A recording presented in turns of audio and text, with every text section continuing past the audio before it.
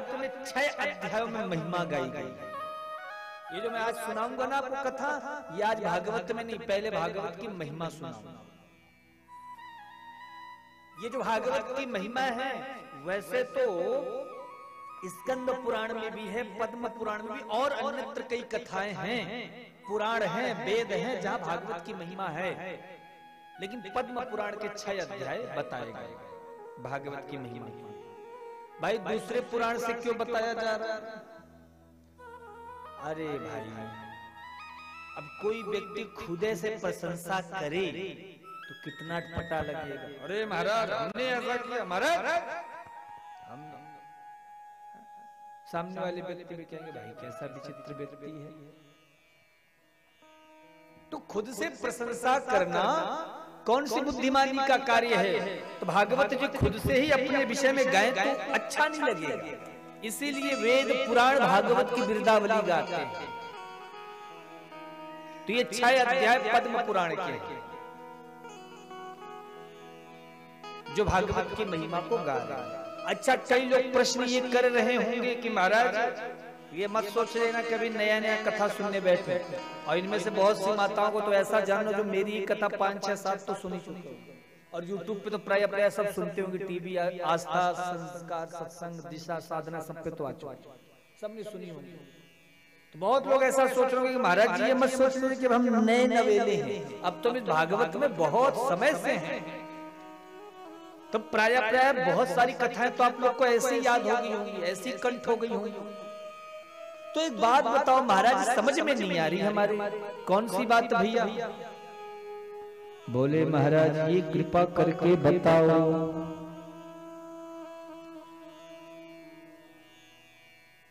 भागवत तो व्यास जी की 18वें नंबर की रचना है, 18वें नंबर की। तो अगर ये भागवत महापुराण सबसे बाद में रचा गया है तो सब में क्यों इसका नाम आया है? बोले यही प्रामाणिकता, अर्थात भागवत अनादिकाल से है। याद रखना, भागवत जी प्रथम से हैं। तो व्यास जी क्या करते हैं? बोले व्यास जी इतिहास के जानकार हैं। ये भागवत जी कब की हैं? ये 17 पुराणों के बाद नहीं आई हैं, ये सबसे पहले हैं, व्यास जी की पहले से भी है। पर जब बीच में कोई वेद शास्त्र ग्रंथ लुप्त होते हैं तो भगवान ही महाराज इस धरा पर उपस्थित होकर कभी बाराह बनकर, कभी कपिल बनकर, कभी रामकृष्ण बनकर, इसी प्रकार से स्वयं कृष्ण द्वैपायन व्यास बन करके और दोबारा इस भागवत महापुराण की रचना कर देते हैं।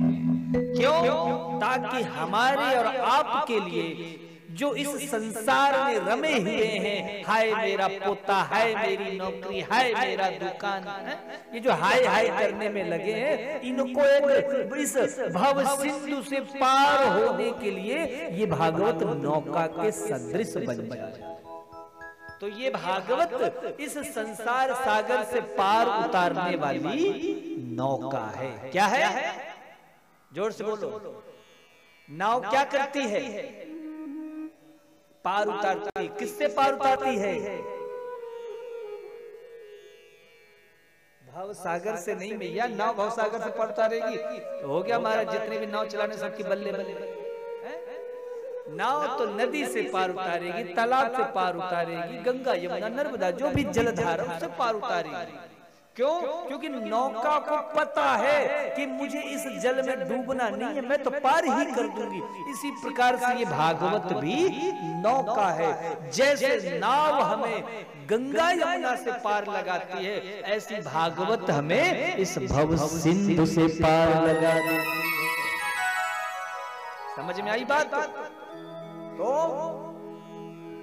ये भागवत को क्या किया जाए, कैसे कही जाए, कैसे सुनी जाए?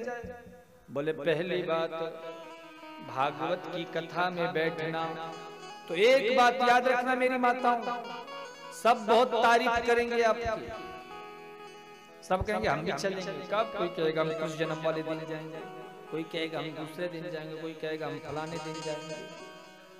लेकिन मैया कोई तुम्हारे साथ आए या ना आए, लेकिन एक मैया है निद्रा देवी जी, वो तुम्हारे साथ जरूर आएंगी।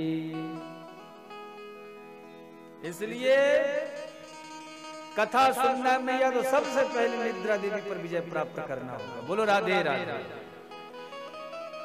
महाराज लोग सोच रहे होंगे आज महाराज नींद की बात बड़ी कर रहे हैं।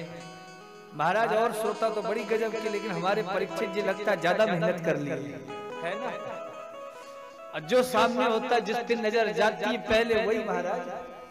आप लोग बाकी लोग कुछ भी करो हमें फर्क नहीं पड़ता, लेकिन ये जो आगे वाली श्रोता है ना पक्की होनी चाहिए। इसलिए कल से महाराज विशेष ध्यान देना, भोजन वोजन थोड़ा ठीक ठाक करना। बहुत ज्यादा करोगे या बहुत ज्यादा जाओ महाराज सोचोगे विचारोगे तो फिर यही आकर के खर्राटे चलेंगे। बोलो राधे राधे। तो निद्रा देवी पर विजय प्राप्त करना। नींद आवे तो क्या करना है, क्योंकि महाराज भगवान के जो असली भक्त होते हैं सबसे ज्यादा निद्रा देवी उसी पे अटैक करते हैं। आपको पता है क्यों? ये निद्रा देवी के पति का क्या नाम है? कुंभकर्ण। कुंभकर्ण का नाम सुना है आपने? कुंभकर्ण 6 महीने सोता था और 6 महीने बाद फिर एक दिन जगता, फिर 6 महीने सोता। कुंभकर्ण को मारा किसने? राम जी। निद्रा देवी आई, बोले तुमने मेरे पति को मारा, मैं तुमसे बदला लूंगी। बोले तुम्हारा पता ठिकाना क्या है? राम जी ने कहा बैकुंठ। बोले तुम्हारे बैकुंठ में कौन आता है? बोले जो मेरी कथा सुनता। बोले हो गया फैसला, क्या करेंगे? बोले जहां तुम्हारी कथा होगी वहीं मैं जाऊंगा, जो तुम्हारी कथा को ध्यान से सुनेगा उसी पर ही अटैक करेंगे। जहां कथा हुई व्यास जी अपना यहाँ बड़बड़ाते रहेंगे, श्रोता बढ़िया झोंका लेती रहेगी, कोई कथा सुनेगा नहीं, बैकुंठ लोगों का जाना हो जाएगा बंद। अंत में तुम्हारे बैकुंठ में ताला लग जाएगा। जब कोई आएगा जाएगा नहीं तो क्या फायदा। तो इसीलिए महाराज अब हमारे जो विशेष परीक्षित हैं, आप सबसे ज्यादा उत्साह और खुशी तो परीक्षित जी पर ही हुई होगी भाई। कथा में बैठे तो बहुत ज्यादा सावधानी बरत के कथा सुननी है। निद्रा देवी व्यवधान न डाले, इसलिए बीच बीच में जय श्री कृष्णा, राधे राधे, भगवान नाम संकीर्तन इत्यादि का उच्चारण करते रहना। बोलो राधे राधे।